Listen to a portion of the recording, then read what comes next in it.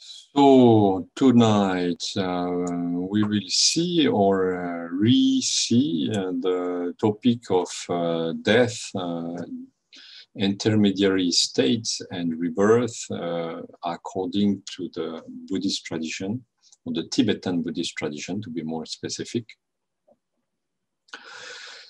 It remains always an important topic because there are very, very few things that we can be sure in our life, but one is certain, is that we will pass away one day, that we will die one day.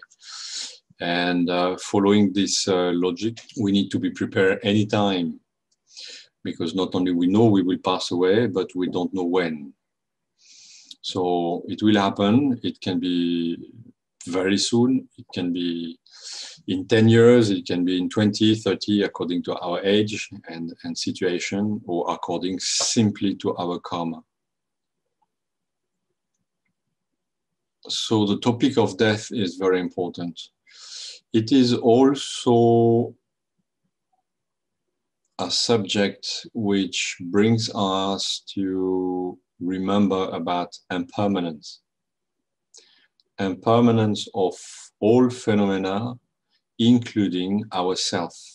And when I say ourself, I refer both to our body and the concept we have about who we are, which is impermanent and transient. So it's a topic on which we better meditate often.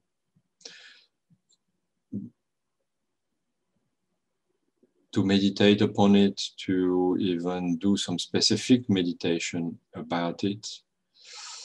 There are some meditation we can do, reviewing the different stages of passing away and entering into the bardo and so on, which we can do. We can also include some regular meditation about what will I do, what would be my state of mind if I would pass away now. So what would I think about? And based on what comes up in our minds, how to build a kind of strategy to avoid being afraid, panicked, attached, or sad at the moment of passing away. Because if there is one thing which is important, it's without any doubt to be peaceful, to have a peaceful mind. And for us practitioners, it is very important to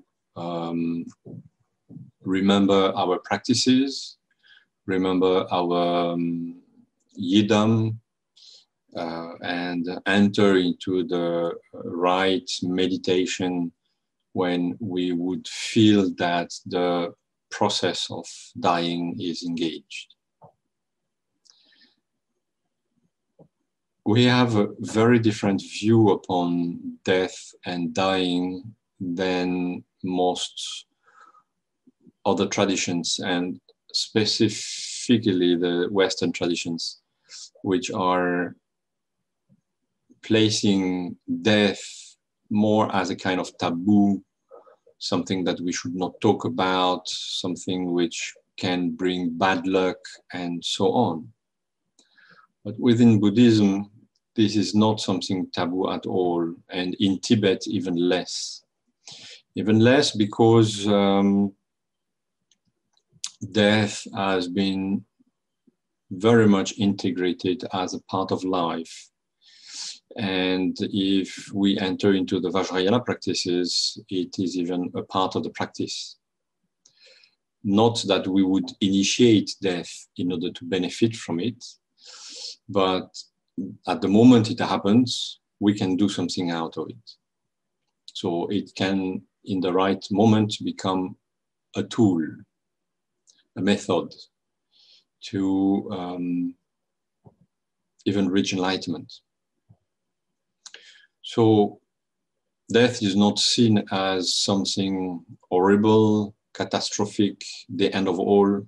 Of course, in some other traditions, it's not the end of all. After you go to heaven or hell for eternity. That doesn't exist actually in Tibetan Buddhism. We base very much our understanding of the process of rebirth on the cycle of conditioned rebirths, which contains 6 realms, 3 upper realms and 3 lower realms. So the 3 upper realms are the human beings, whom we know quite well, the demigod, and the god realm. And in the lower realms, we have the animals, the preta or the hungry ghosts. In this category, we can also place all kind of ghosts and local spirits. And you have hell. You have the hell with terrific and absolutely ununderstandable pain. I mean, ununderstandable for human being, because in the human realm, if the pain is too much, too high, too strong, we faint or we die, but not in the hell realm. The suffering is extremely intense and without any hope it will end before the karma has been purified, which can take very long. So death is not something which is casted aside. We talk about it. We can see it. We can meditate upon it freely. In Tibet, as you know, it was not so much possible to burn people. So most of the time they were cut in pieces and given to the vultures and to the eagles. So in that way also death was not hidden. On the side of the village there was a platform where the body were disposed. And before to be brought to this platform, often the bodies would be landed in a way to the medical school, to the local medical school, or to the local doctors in order to search for the cause of death. So at the time in the West, the Pope forbid, the Church forbid to make any kind of autopsy and researches on corpse. It was very common in Tibet to search for the cause of death, which leads, of course, to autopsy, very detailed autopsy to search where could the problem occur. And once this research was performed, then the body was brought to the platform where it would be cut in pieces and given to the animals. And everything was given to the animals. Even the bones were crushed into powder and given to the animals, which resulted in vultures and eagle having very beautiful feather, very well fed in minerals. Again, as I said earlier, from the practice point of view, we know that reaching that moment when the consciousness will get more and more subtle can be an advantage, or can be turned into an advantage with the right state of mind and the right meditation. Also, through the centuries, the different lamas have written down all the different stages of this dying process in a very detailed way. So it was possible for some of these lamas to follow the consciousness, to follow hundreds, thousands of consciousnesses from the moment they entered into the process of dying till the next rebirth. So it was possible to identify the different stages and write them down. So all what we know about it and all what we will review tonight is not a supposition, or it is not just an idea from somebody who thought it is like this or like that. No, this is by experience. By experience, it happens in this way, and it happens to most of the people in the same or very similar way. It's not based on the education somebody has received. It's not based on either you're born in Tibet or you're born in Africa or America. You go through the same stages of passing away. Eventually, some visions can be different according to what you were taught and what you believed into. There can be some differences, of course. The Tibetan understanding of the body and the mind is based on the 5 elements. Everything is built according to the 5 elements. So at the time our body reached the end of its life, it will start to dissolve, in the sense that the different elements will lose their power. They will lose their power one after the other till there is no ground for the consciousness to remain into this physical form. The first element that will start to dissolve is the element earth, which is very connected to our shape, to the form, and the aggregate of form. It manifests like the body become stiff, has very much difficulty to move, to make any movement. So progressively, when there is this kind of anesthesia of the physical form, we know that the element earth is losing its power, its strength. Furthermore, when this element earth is losing power, there are some visions. There is a vision that is perceived by the dying person, such as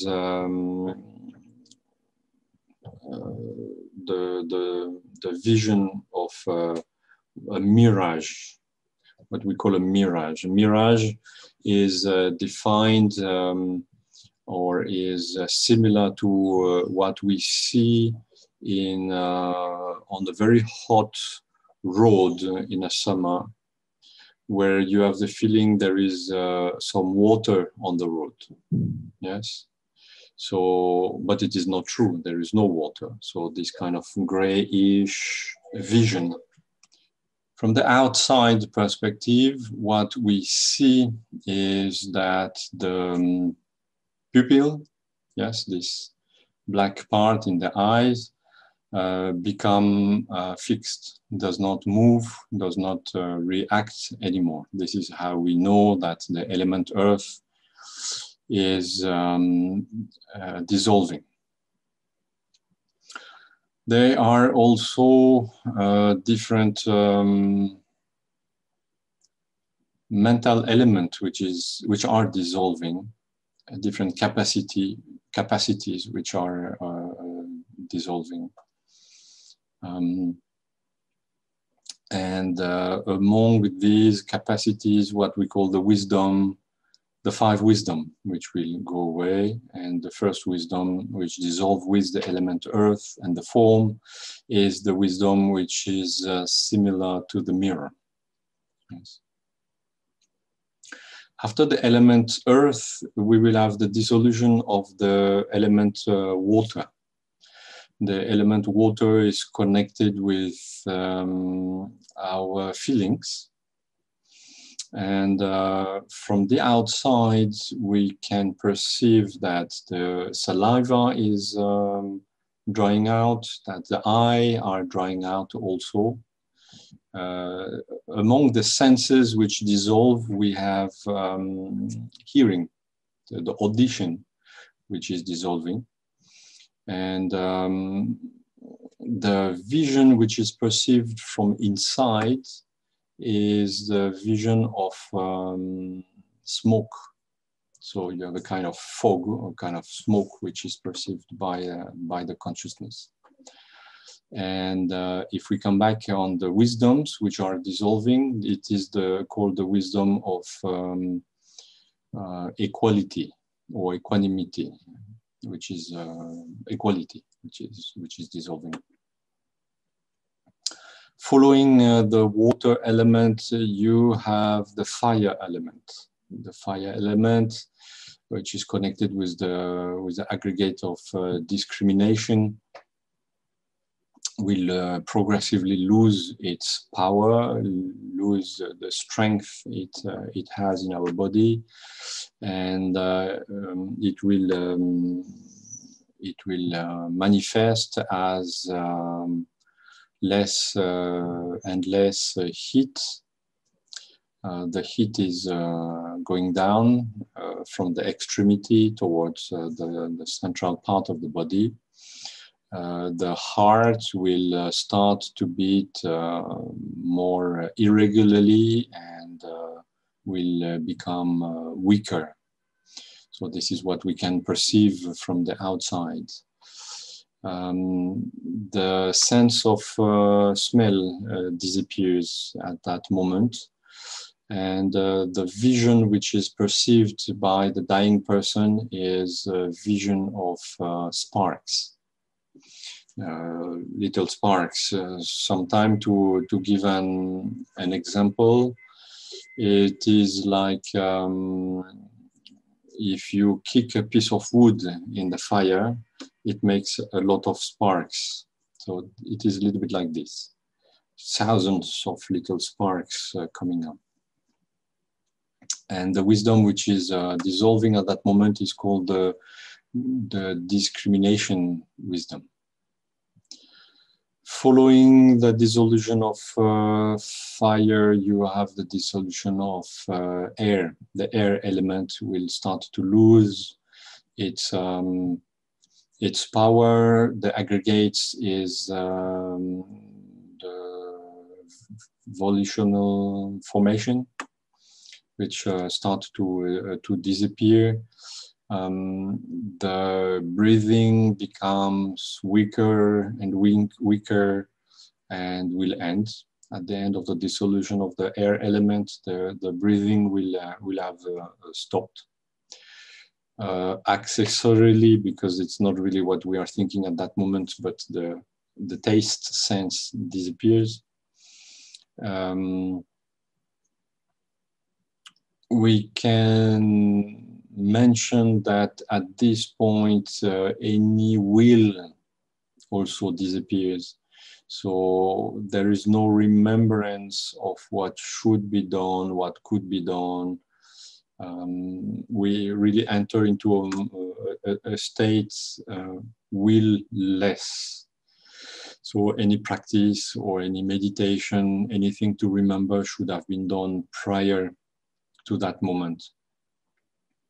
At the end, at the complete end of the air element, we are, I mean, the whole process is going like autopilot. Yes, nobody really behind to shape the thought or to shape any practice. Yes, the vision which is perceived by the dying person is the one of a dying candle. The last moment of a candle which has lacked, which lacks wax, and which is on the point of switching off. So it moves a little bit, it flickers, and it will stop. Yes. So this is the vision inside perceived by the person. And the wisdom which disappears is the wisdom of accomplishment. After this dissolution, we can say that all the grosser level of our mind are gone, are dissolved. And what will happen next takes place, as I said, a little bit like autopilot. You don't have the feeling anyhow to control anything. So the next is not really a dissolution per se. It is called the white vision. The white vision is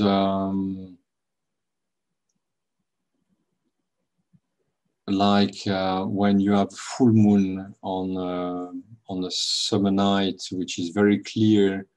There is no cloud. So it is not, when we say white vision, it's not like a flash vision. You're not in front of very bright light.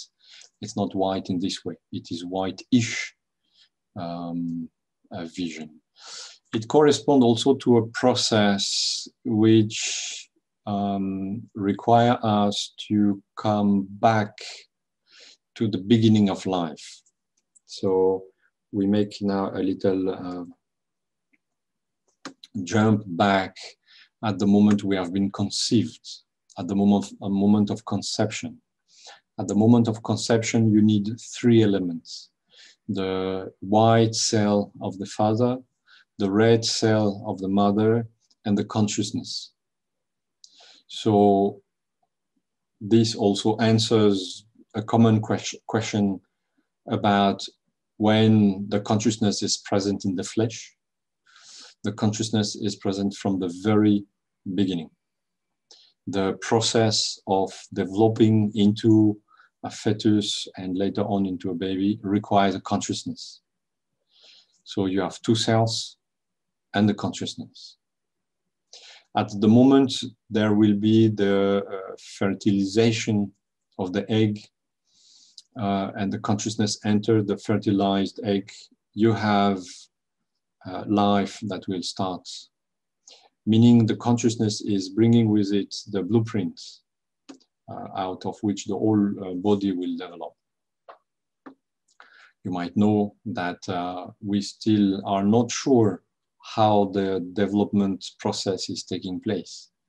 We know that at the very beginning there are stem cells, and these stem cells will find their way to develop one layer, 2, 3 layers, and that out of these main layers, the entire organism will start to shape. And some cells will turn into muscles, some cells will turn into organs, the heart, the liver, and so on. And even though there are some ideas and some theory, the medicine does not know for sure how it is taking place.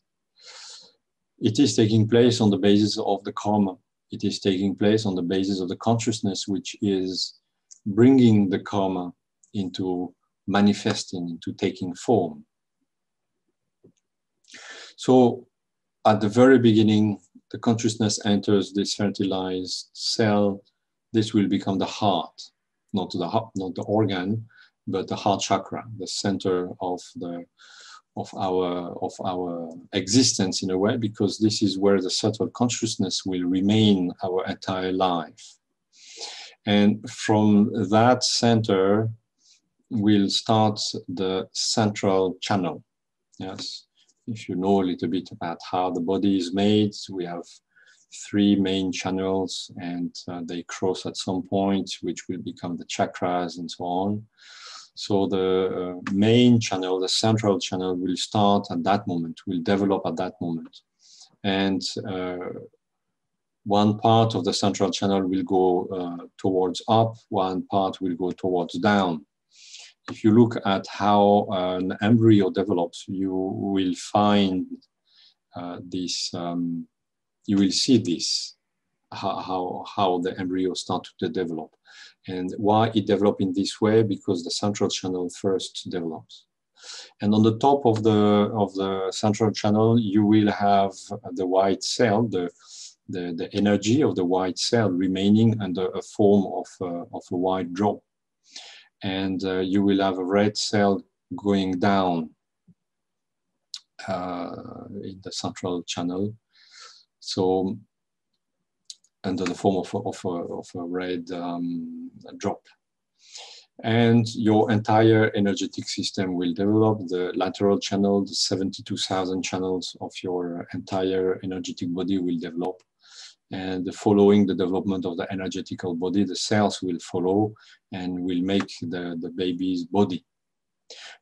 Now we come back at the moment of death, which can be still in utero, which can be a few minutes or hours after you're born, or can be 60, 70, 80 years later, according to the karma you brought with you in this existence.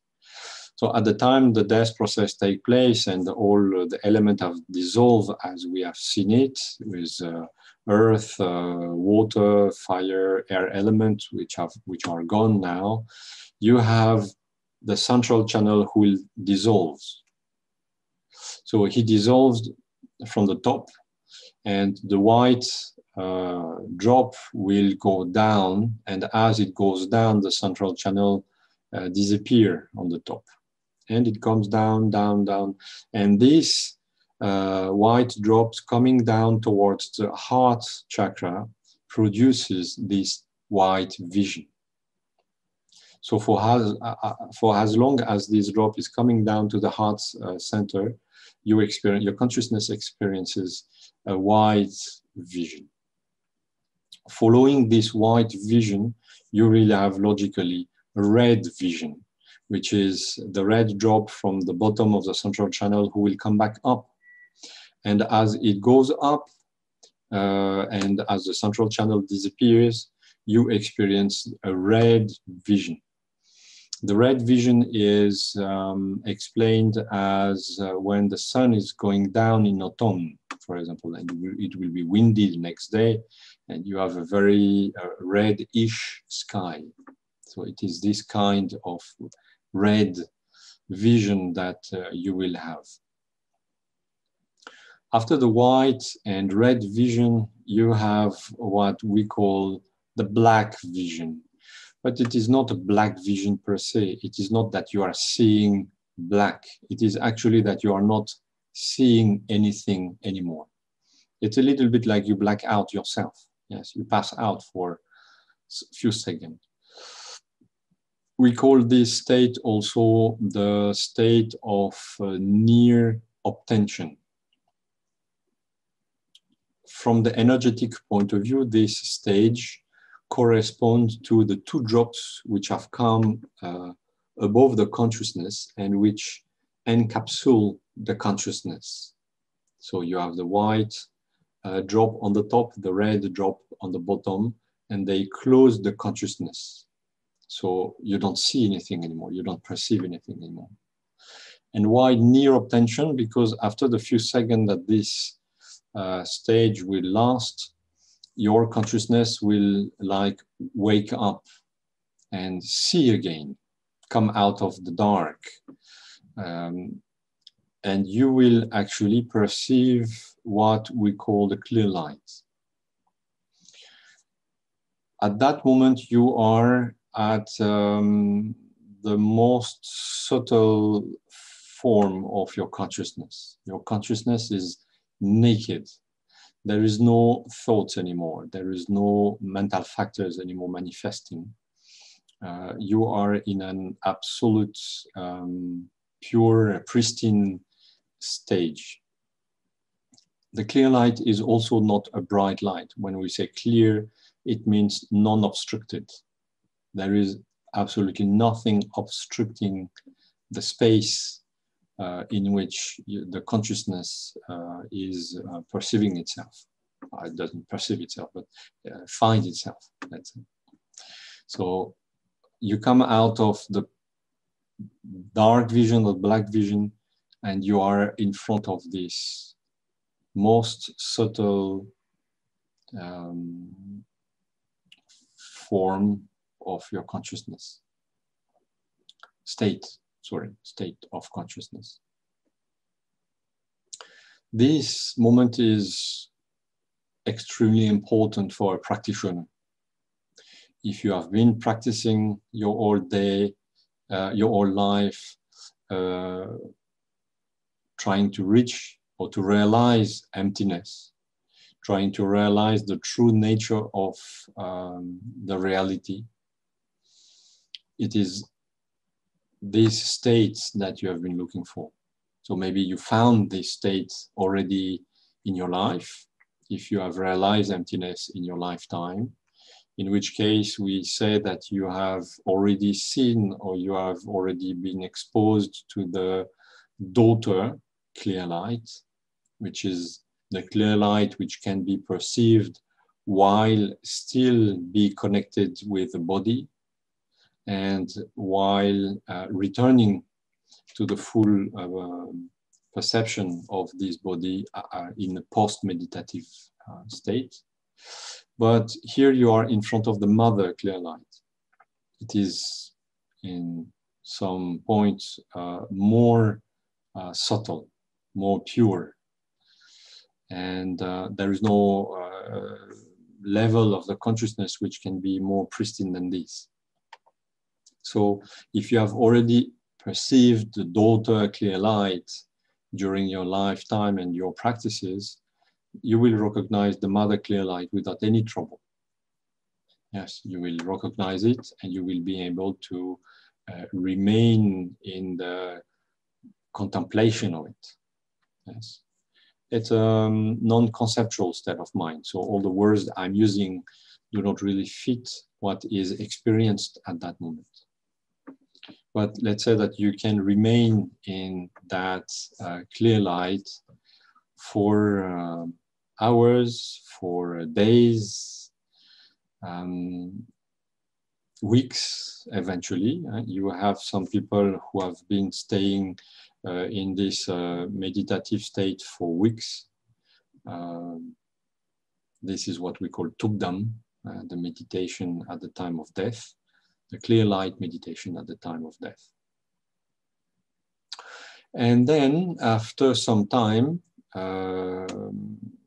so either some days or some weeks, if you have been a practitioner and you succeeded to remain in contemplation in front of the clear light, or it can be some second for ordinary beings who, instead of being able to benefit from this state of mind, they will experience a kind of fear. A kind of fear which is non-conceptual fear based on the attachment which is developed since beginningless time towards what you call yourself.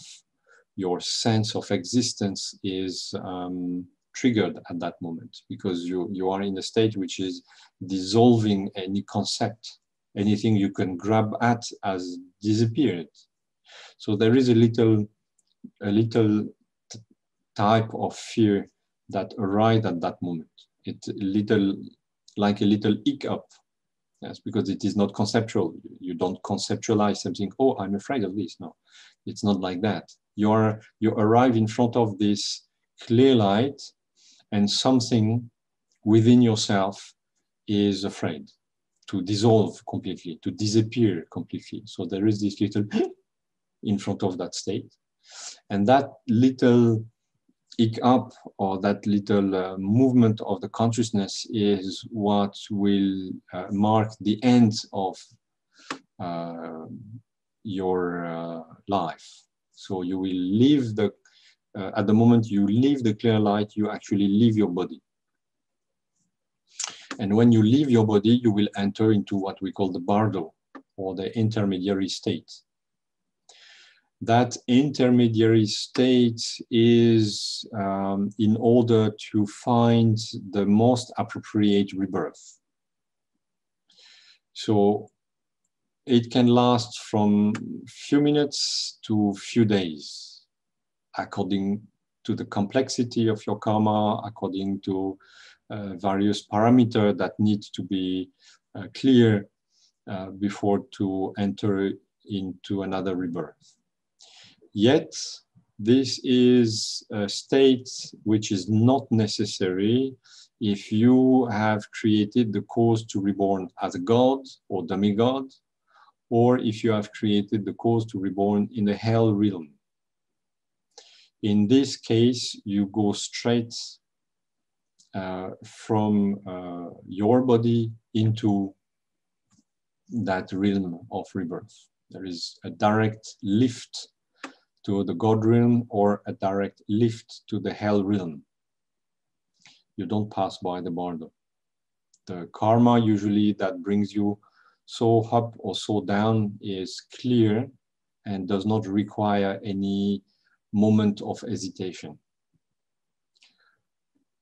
If you have the causes to reborn as an animal or as a human being, then, or as a spirit, then you will enter the bardo. You will take a bardo body. Yes, your consciousness cannot really travel naked. It always requires an envelope or a vehicle. So you will have a subtle vehicle, which is very similar to the dream vehicle. So the type of subtle body that your consciousness is taking when you leave your body at night towards your dream state is the same as the one you will take at the moment you enter into the bardo. Then you will see a certain of, you will have a certain amount of visions also in the bardo, and they are described, or some of them are well described into the Bardo Todol, yes, the Tibetan Book of Death, which contains at the same time some descriptions and some explanations. So you will have a certain amount of vision, some pleasant, some unpleasant, based on the karma you have accumulated. What you will experience during the bardo is also very similar to what you do experience as a dream. Yes, in dream. It is important to mention that your state of mind during the bardo can have an influence on your rebirth and different element of your rebirth. So that's why some lamas are guiding consciousnesses through the bardo so that they keep always seeing and meditating on something positive, or recite mantra, or do practices, or at least stay away from fear and anger and jealousy and all the disturbing mental factors. This bardo body can last 7 days. So the life expectancy of a bardo body is 7 days.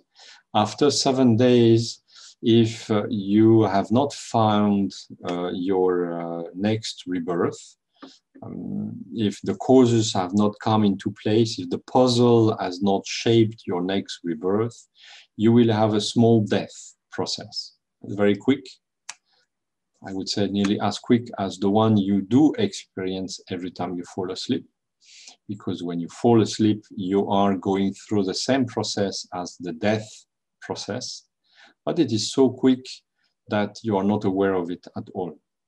So at the moment you put your head on the pillow and fall asleep, your consciousness is going through the process of death, the same process of death and dying, and you will take a dream body in the same way as when you die, you will take a bardo body.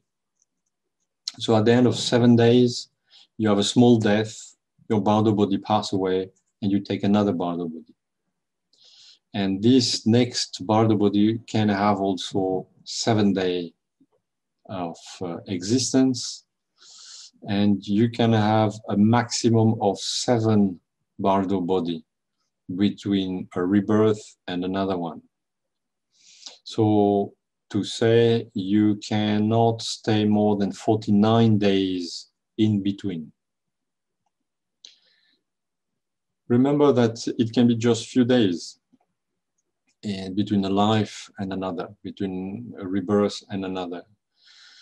And the most simple lifestyle or life form you will take, and the less time you might spend in between. But when you will reborn as a human being, which is a little bit more complex from many perspectives, it can take a little time before you find the right matrix to enter and to develop. So at the end of the Bardo body, when will come the time to take a rebirth, you might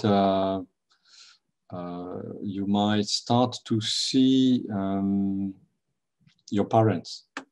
You might start to see your parents. And it is actually quite interesting because according to either you will born as a male or as a female, you will have a different vision. So if you are due to reborn as a human being, you might see your future parent in a state of reproduction, let's say. And if you are to be reborn as a male, you will generate a certain desire towards your future mother, and vice versa. If you're reborn as, you will reborn as a girl, you will see, you will generate some desire towards who will become your father. But of course, you are a Bardo being. So even though you have been able somehow to roam freely during all these days, you cannot feel, or you cannot experience, or you cannot touch anything. So you cannot have any pleasurable experience out of the desire you experience towards the mother or the father. And this generates a kind of frustration, a kind of anger, let's say. And that particular anger, that particular frustration will sign the end of your Bardo time.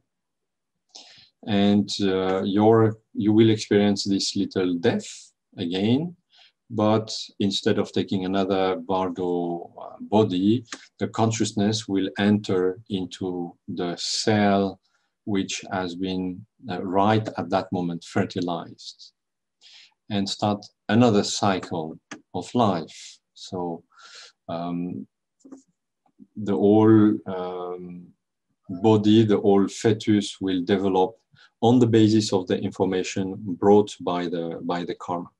That's why there are quite often some unexpected situation or unexpected handicap sometime.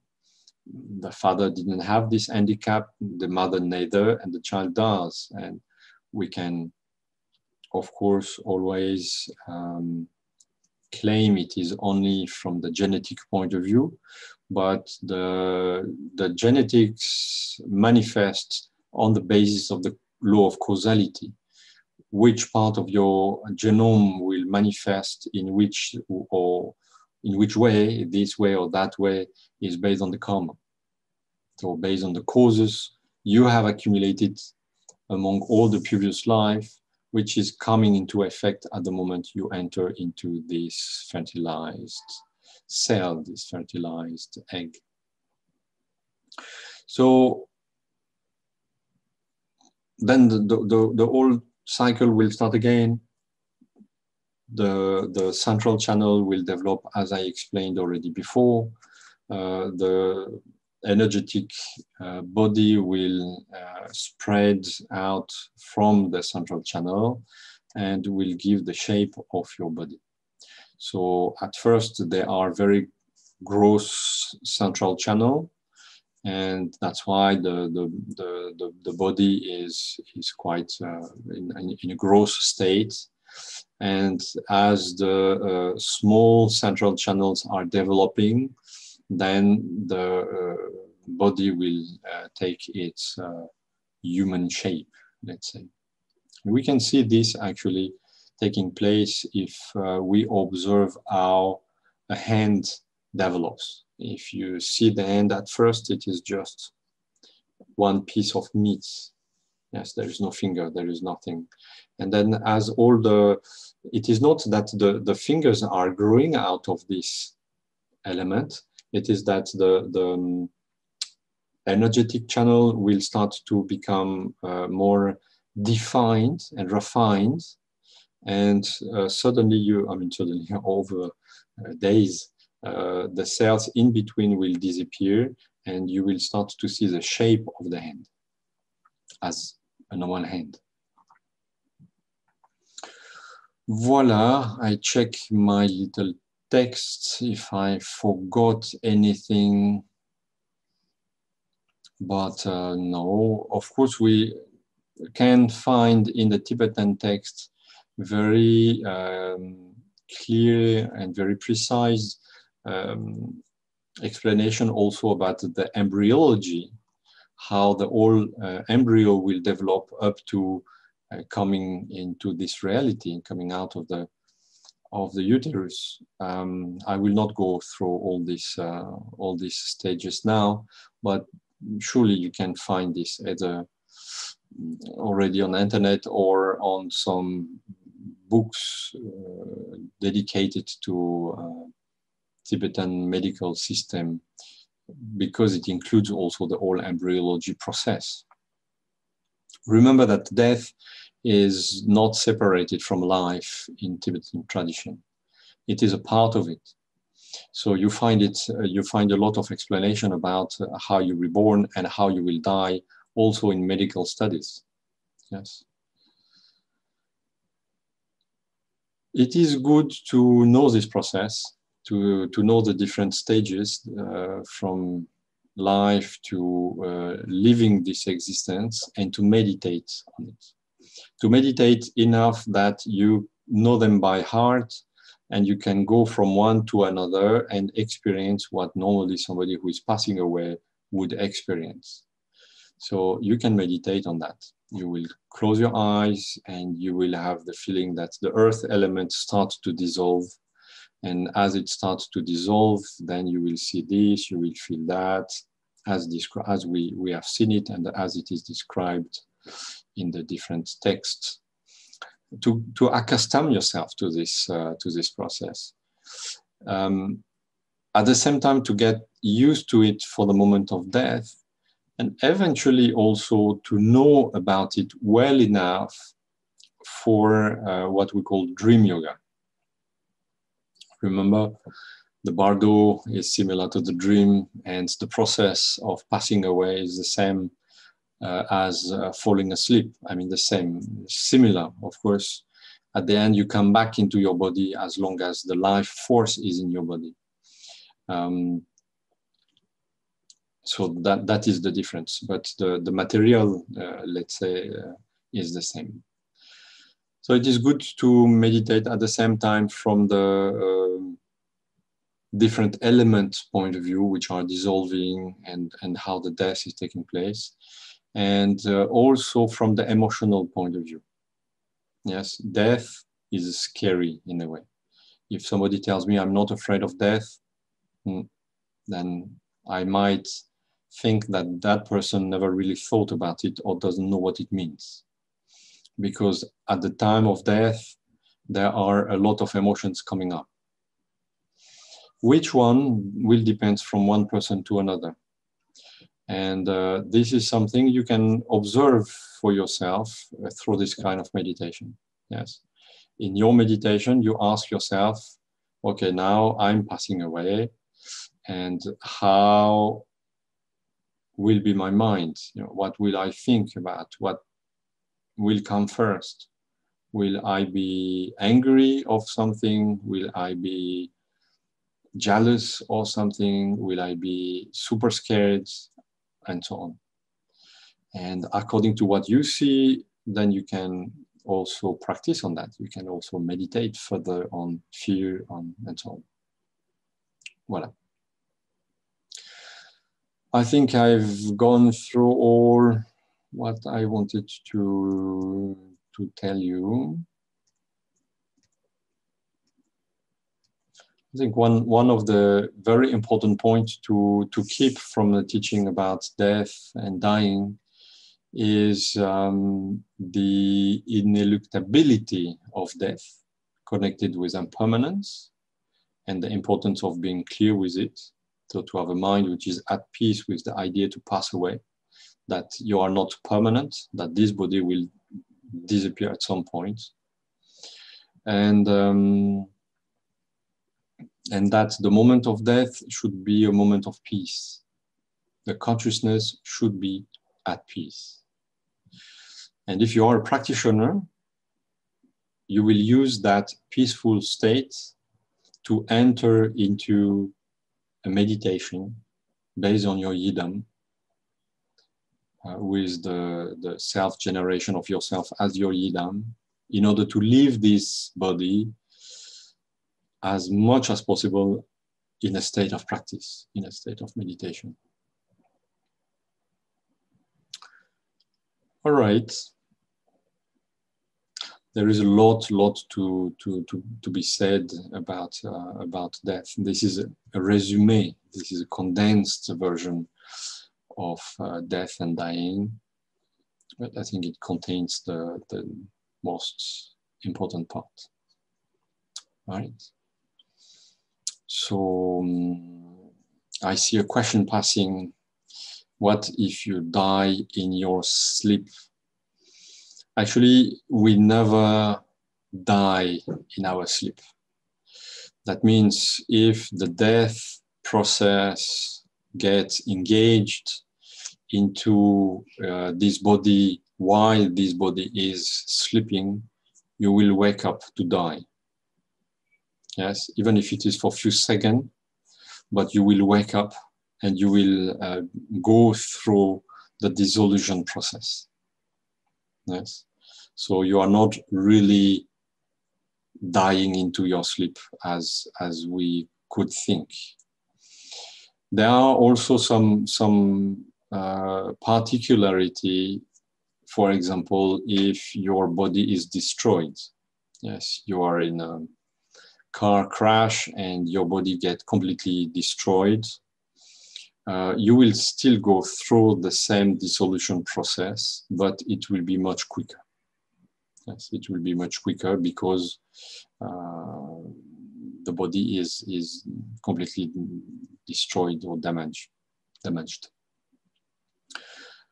And one thing maybe to remind also ourselves is that when somebody passes away, if you witness the passing away of somebody, we try not to disturb the body for a certain amount of hours or days.